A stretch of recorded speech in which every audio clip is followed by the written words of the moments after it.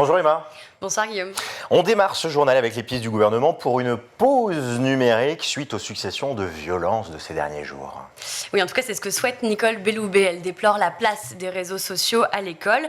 Alors, une pause numérique complète pourrait être envisagée dès la 6e. La ministre était l'invitée de Questions politiques dimanche sur France Inter. On l'écoute. Je me demande s'il ne faut pas que nous procédions comme en Conseil des ministres où nous déposons le téléphone à l'entrée des collèges. Est-ce que ce n'est pas un embryon de solution, puisqu'on voit que circulent sur les réseaux des images qui sont prises dans le collège. Alors ça, c'est le modèle espagnol. Je ne suis pas en train de dire... C'est un modèle qui vous séduit ou pas? Vous l'avez étudié? Mais pourquoi pas moi, je demande à ce qu'on travaille sur ce sujet-là. Par ailleurs... Après, il y a quand même tout ce qui se passe chez soi, le soir. Ah, mais bien sûr. Okay. Je ne suis pas... je n'ignore pas cela. Mais je dis, au fond, est-ce qu'on ne peut pas faire une pause numérique complète pendant le temps du collège, pendant les 8 heures du collège.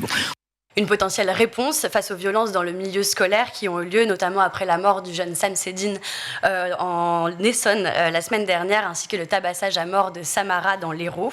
Alors pourtant, théoriquement, l'usage du portable est interdit à l'école depuis 2018. Autre nouvelle mesure du gouvernement, après le service national universel, place désormais au service civique écologique.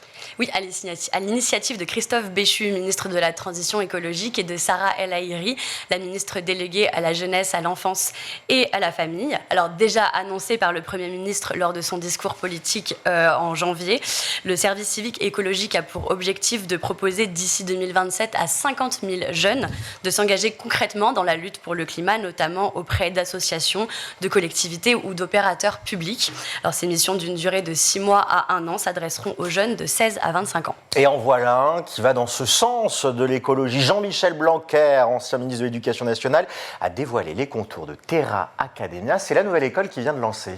C'est plus qu'une école, avait lancé Jean-Michel Blanquer le 18 mars lors de l'inauguration du campus d'Arras. Donc Arras était le premier terrain choisi pour la formation spécialisée dans la transition écologique. Tout ça, c'est avec le soutien financier de Veolia. Alors l'idée, c'est de mieux former au métier de la transition écologique. Jean-Michel Blanquer et Estelle Brachlaninoff étaient les invités de France Info. Terra Academia, c'est bien plus qu'une école, c'est plutôt un catalyseur. Un catalyseur qui associe des entreprises, des associations, l'éducation nationale, des collectivités locales. Et c'est, depuis le départ et depuis sa conception, ancré dans les territoires en France. Ça touche tout particulièrement les métiers techniques. Vous avez à peu près 400 000 emplois qui vont être créés dans les temps qui viennent en lien avec la transformation écologique. Il faut être à ce rendez-vous. Ça suppose une mobilisation de toute la société. Ça suppose d'être très pragmatique. Et finalement, ça part d'une conviction qui est qu'il n'y aura pas de transformation écologique sans des gens formés partout en France et à tous les niveaux pour la mettre en œuvre. Le but, former 60 000 jeunes d'ici 2030 et avec, vous le verrez, des formations très concrètes selon Jean-Michel Blanquer. Pour poser les panneaux solaires, aujourd'hui, vous avez besoin d'une formation spécifique. Pour lutter contre les passoires thermiques, vous devez former des façadiers. Pour les sujets relatifs à l'eau, vous avez les électromécaniciens dont on a besoin. Il y a des formations qui existent. Il faut donc attirer les jeunes. On va beaucoup le faire. Par exemple, vous voyez, pendant 3 jours, on prend des jeunes. C'est ce qu'on fait en ce moment. Au bout de 3 jours, quand on leur a expliqué toute la transformation écologique de manière un peu panoramique, eh bien, on leur montre les métiers qui correspondent à chacun des enjeux de la transformation écologique. Si Terra Academia se lance sur les terres d'Arras, l'ex-ministre de l'Éducation ne compte pas s'arrêter là puisqu'un campus devrait voir le jour en Normandie et un autre dans les Pays de la Loire.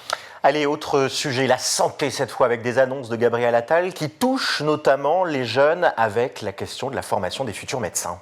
Pour pallier les déserts médicaux, le Premier ministre a confirmé la hausse des capacités de places en seconde année de médecine qui vont passer de 12 000 places en 2025 à 16 000 en 2027.